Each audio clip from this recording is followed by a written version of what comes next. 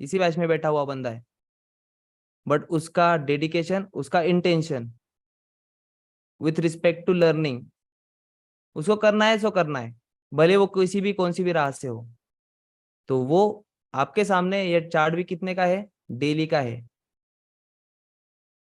वो 15 minute, 5 minute, 1 minute, 1 hourly H4 हर जगह पर देखता है, हर जगह पर करता है, हर जगह पर राह ढूंढता है। एक राह पर अगर कांटा मिला तो वो राह नहीं बदलेगा, चलता रहेगा, चलता रहेगा, कांटे लगने दीजिए, एक ना एक दिन फ्लावर बिखरेंगे, वो भी लोग डाल के देंगे, जो आज कांटे डाल रहे वही फ्लावर डालेंगे। तो इस कदर करना हो तो आपकी dedication with respect to learning या इन द लर्निंग होनी चाहिए। आपको चीजें कैंडलस्टिक में विजुलाइज नहीं हो रही तो लाइन का यूज करिए, लाइन में विजुलाइज नहीं हो रही कैंडलस्टिक पे देखने की कोशिश करिए। और दोनों का जब अल्टीमेट आपका एक दूसरे से लड़ाई हो गई, कैंडलस्टिक और स्ट्रक्चर से दोनों का मिलन हो गया, तो फिर आपके ऐसी चीजें मार्किंग करना, ऐसी चीजें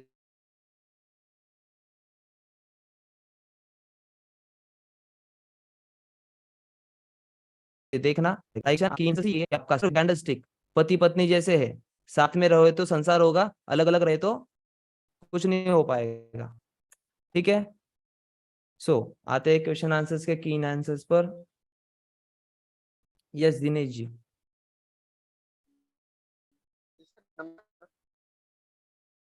yes sir. Yes sir. Sir ये बोल रहा था कि मतलब आप जो ये मतलब चैप्टर पढ़ा रहे थे सर, जीरो से मतलब कब स्टार्ट होगा? जीरो से क्या सर?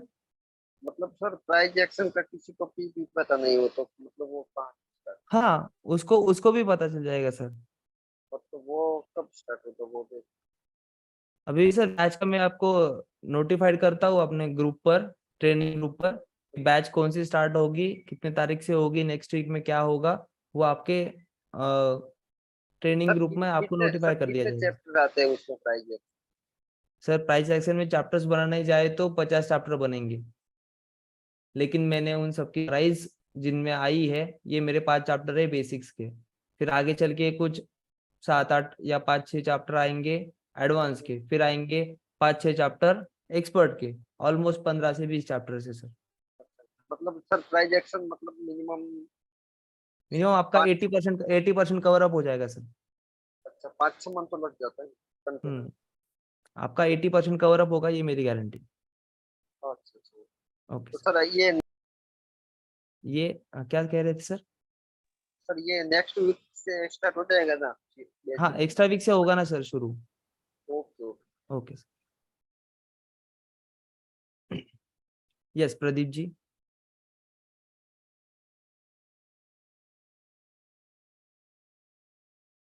प्रदीप जी आपको अनम्यूट दिया है।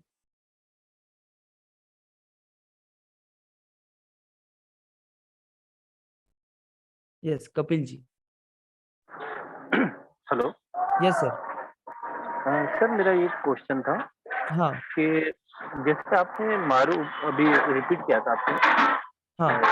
एक टॉपिक लिया था मारू बोझू का सेटअप, तो हाँ। सर आप कुछ फ्लोटिंग बोल रहे थे, फ्लोटिंग। तो सर मारू बोझू। Yes sir. फ्लोटिंग देखिए, जी। फ्लोटिंग कैसा हो सकता है देखिए। अब फ्लोटिंग क्या है, ये डबल मॉर्गेज सेटअप है, लेकिन इसकी फ्लोटिंग कहाँ तक हो सकती है? Monitoring zone. अब मॉनिटरिंग जोन कहाँ पर है? यहाँ तक। अब यहाँ पर क्या है, आपका लेफ्ट शोल्डर, ये क्या है आपका high low, higher high, lower low. तो ये मॉनिटरिंग जोन अभी भी अनटेस्टेड है, ये अनटेस्टेड जोन है। तो यहाँ पर जब प्राइस रिजेक्ट करने डबल मॉर्गेज सेटअप पर आएगी, तो उसकी क्लोजिंग इसके नीचे ही मिलेगी, इस प्राइस लाइन के नीचे ही मिलेगी। ओपनिंग ऑफ द डबल मोरूबुजू उसके नीचे ही मिलेगी, लेकिन उसकी जो वीक होती है वो ऊपर तक जा सकती है बस, इसीलिए वो फ्लोटिंग रहता है। सर इसमें तो स्टॉप लॉस तो फिर नहीं लगेगा? स्टॉप लॉस नहीं लगेगा सर, हमारे हम क्या करते हैं, क्लोजिंग होती है तो हम कट आउट करते हैं स्टॉप लॉसेस। सर मुझे ऐसा लगता है कि मतलब ऐसी नॉलेज का है कि इसके लिए इतनी नॉलेज चाहिए, अगर स्टॉप लॉस नहीं भी लगाते हैं, मुझे तो पता है कि हमारी नॉलेज इतनी है कि स्टॉप लॉस नहीं लगाया और यहाँ तक जाने के चांस है, उतना लॉस भी बुक कर सकते हैं। लेकिन सर नए हम हैं तो फिर नए में तो फिर इतना सर सहन नहीं एसएल कर के लिए पाएंगे ना। देखिए आपको क्या करनी है सर, प्रैक्टिस किससे करनी है। आप डायरेक्टली पैसों के ऊपर मत जाइए, पैसे मत देखिए। पैसे से आप वायबल क्यों हो रहे हो, क्योंकि आप जो एंट्री ले रहे हो वो लॉट साइजिंग आपकी गलत हो रही है इन द लर्निंग फेज। आपकी लॉट साइजिंग अगर 0.01 के 5 बढ़े यहाँ पर, मतलब आपकी टोटल 0.05 हो गई। तो यहाँ से अगर 50 पीप भी जाता है आपके अगेंस्ट, तो कितना लॉस होगा आपको 0.05 से? पाँच 25 पाँच डॉलर 25 डॉलर। 0.25 सर $25। 25 डॉलर तक आपकी साइकोलॉजी खराब नहीं होगी। हम्म, तो अभी ये जोनी कितना यहाँ से, ये राइट। पकड़ लीजिए, ये लेफ्ट शोल्डर का हाई कितना है यहाँ से, 90 पिप्स। 100 पिप भी पकड़ लिए तो कितने, $50 जाएंगे यहाँ से यहाँ तक, अगर फ्लोट होता है तो। लेकिन यस यही सर। अगर फ्लोट होता है तो 50 जाने की मेरी तैयारी, ठीक है। अब मेरा ये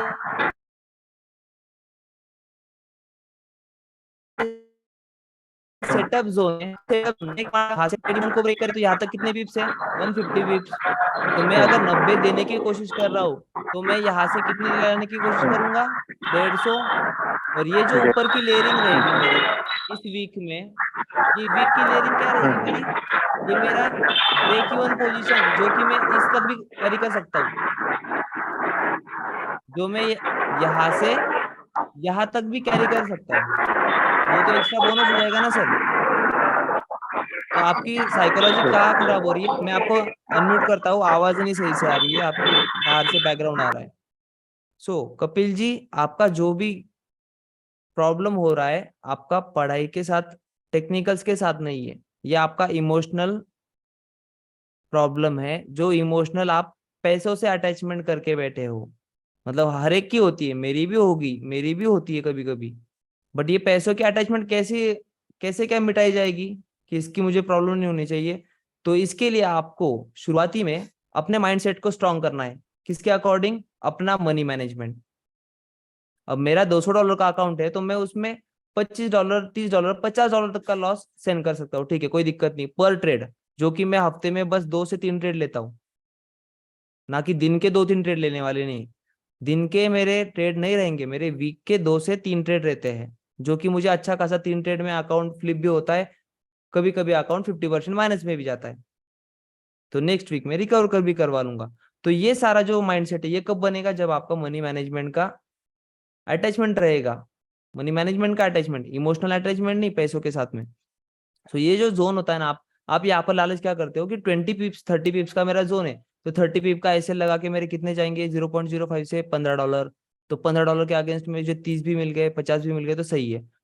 फिर मेरा अगर स्टॉप लॉस हिट गया तो कितना उड़ेगा, $15। सो $15 के मैं रिकवर कैसे करूंगा, $15 लॉस हो गया। यहाँ पर आती है फिर आपकी इमोशनल पैसों के साथ में अटैचमेंट, और वो रहेगी तो आप सेटअप ट्रेड्स नहीं राइड कर पाओगे। क्योंकि ये जो सेटअप्स और हम जो पढ़ रहे हैं सारा कुछ, ये हम सेटअप ट्रेड्स के लिए पढ़ रहे हैं, और उन सेटअप ट्रेड में जिगर भी चाहिए। और जिगर कब आएगा, जब आपका पैसों के साथ में कोई भी अटैचमेंट नहीं रहेगा। और पैसों के साथ में अटैचमेंट कब नहीं रहेगा, जब आपकी lot sizing according to money management रहेगी।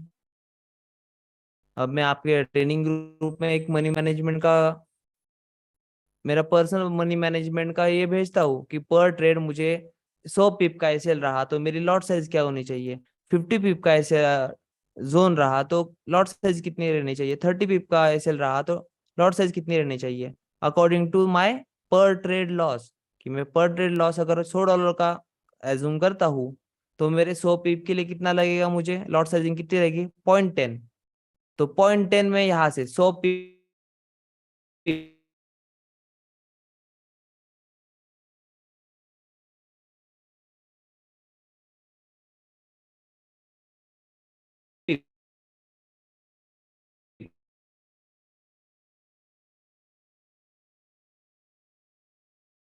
$100 के स्ट्रेट 10 डालूंगा मैं, तो मेरा लॉस कितना रहेगा, मैक्स टू मैक्स $100 ही। तो मेरा इमोशनल अटैचमेंट नहीं रहेगा पैसों से। बट ये जब सेटअप ट्रेड मेरा मेरे साइड में आएगा, तो मैं इसमें से पार्शियल 0.01 के 5 ट्रेड बुक कर लूंगा, और 0.05 के ट्रेड यहाँ नहीं, इससे भी नीचे यहाँ तक के लिए होल्ड करूंगा। तो मैंने कितना लिया वीक में, बस ये एक ट्रेड लिया, जिसकी वजह से मेरा अकाउंट ही डायरेक्टली हो गया, फ्लिप हो गया। तो ये सारा मनी मैनेजमेंट मैं आपको पोस्ट करता हूँ ग्रुप पर, तो आपको अंडरस्टैंड होगा कि पर ट्रेड वीक्स में कितने लेने हैं, ये डिसाइडेबल रहा। अपना मनी मैनेजमेंट रहा पर ट्रेड का, तो हमारा पैसों के साथ में कुछ भी अटैचमेंट नहीं होता है, हमारा बस फोकस होता है सेटअप्स को राइड करना। ठीक है Kapil ji, yes sir. Clear है बात? इमोशनल ये अटैचमेंट, पर्सनली आप रिकैप करिए, सोचिए जब आप ट्रेड में होते हैं तो आपका क्या बैलेंस होता है या क्या यस सर, इम्बैलेंस होता है, इमोशनल ज्यादा ही हो जाते हैं खराब। और वो क्यों वजह तो होता है? बस पैसों की वजह से, फ्लोटिंग दिख रहा होता है ना आपको, इसकी वजह से। कोई हमारे फेवर में स्ट्रेटेजी भी चलती है, वो भी सब दिमाग हाँ से सब चला जाता है। हाँ, और जब हमको फियरफुल होना चाहिए तब हम होपफुल होते हैं, और जब हमको होपफुल होना होता है तब हम फियरफुल हो जाते हैं। अब इस बात को कैसे देखोगे कि होपफुल जब होना होता है तब हम फियरफुल होते हैं। मतलब मैंने ट्रेड डाला और मुझे $10 का प्रॉफिट दिख रहा है 0.05 पर, $10 का प्रॉफिट दिख रहा है, तो मैं क्या होता हूँ, फियरफुल होता है। अरे यार $10 का 9 किया, 9 के बाद 8 किया, 8 के बाद 12 गया, और 12 से फिर से 8 पे आ गया। तब आप क्या होते हो, फियरफुल। अरे मेरा प्रॉफिट कम हो रहा है, मेरा प्रॉफिट कम हो रहा है, मैं कट कर देता हूँ, चलो 8 तो 8 में निकल जाता हूँ। बल्कि आपको वहां पर क्या होना चाहिए, होपफुल होना चाहिए। मुझे 8 10 12 दिखा रहा है, ये 8 12 दिखा रहा है, लेकिन मुझे लग रहा है ये आगे 15 20 तक जाने वाला है। यहाँ पर आपने होपफुल रहना चाहिए, वहां पर आप फियरफुल होते हो। और जब आपका लॉस आपके अगेंस्ट रेट जा रहा है, आपके अगेंस्ट रेट जा रहा है, फिर भी आप क्या हो रहे हो, होपफुल, कि फ्लोट हो रहा है, लॉस दिख रहा है, लेकिन ठीक है चल थोड़ा रिकवर हो जाएगा, चलो थोड़ा रिकवर हो जाएगा, फिर निकालता हूँ।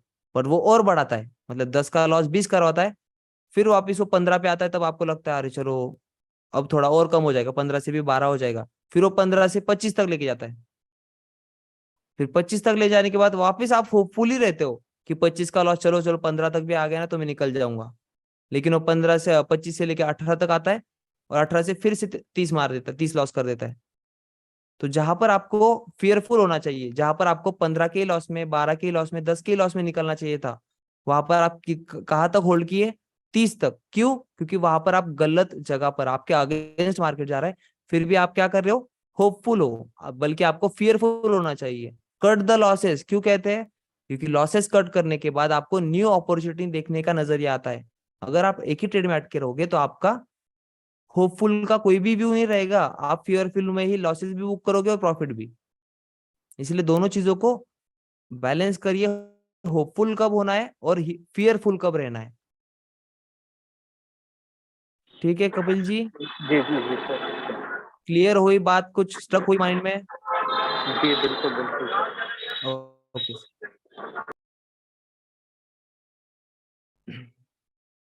यस प्रज्वल जी। हेलो। Yes sir. सर आवाज आ रही है मेरी? यस सर, आवाज आ रही है आपकी। हाँ सर, मेरे को भी वही पूछना था, when the price action basic classes will started. हाँ यस। तो मैं क्लियर हूँ उससे कि नेक्स्ट वीक से हो रही है। Yes sir. हाँ, और मैं इतना कॉन्फिडेंट हूँ कि मैं कंसिस्टेंट रहने की कोशिश करूंगा sir. Yes sir, definitely sir. मेरे को आपका पूरा फुल, यस सर, पूरा फुल सपोर्ट चाहिए मेरे को। यस सर यस सर, ये मेरे को डेफिनेटली। कोई डाउट रहना, जब मैं सर बैक टेस्टिंग या फिर मैं एनालाइज कर रहा हूँ, आपने जो पढ़ा है तो मैं एनालाइज कर रहा हूँ कि हाँ प्रैक्टिस कर रहा हूँ। फिर मेरे को कोई डाउट है तो आपसे अगर कांटेक्ट करना है तो पहले टेक्निकल सपोर्ट को टीम करना पड़ेगा। यस, फिर मुझे लाइन ट्रांसफर करेंगे सर। Okay okay sir. और सर क्वेश्चन था प्राइजेक्शन के बारे में। यस। सर प्राइजेक्शन मेरे को पता है, व्हाट इज प्राइजेक्शन क्या होता है, लेकिन सर वाई प्राइजेक्शन, मेरे को ये एक्सप्लेनेशन थोड़ा दीजिए ना। By price action. Yes sir, sir why by not price, SMC, why not indicators, indicators okay, वो भी क्लियर है कि वो बाप बाप हाँ, और बेटा बेटा सो व्हाई नॉट प्राइस आपकी प्रीवियस एक्शन? क्लासेस। क्योंकि why not price yes, action का जवाब मैं आपको इसी नहीं नहीं, तरीके से वाई वाई दूंगा। वाई व्हाई, प्राइजेक्शन, हाँ हाँ ठीक है चलिए। हाँ। Why price action? Price action yes is sir. The origin of the stock market which derived from the, which is not derived, which is the origin of the supply and demand. Because okay supply okay. and demand ये क्या है, कहते हैं ना hypothesis, जो scientist करते हैं hypothesis है। ओके, उस हाइपोथेसिस को, कल्पना। हाँ हाइपोथेसिस को एम aim, process, calculation,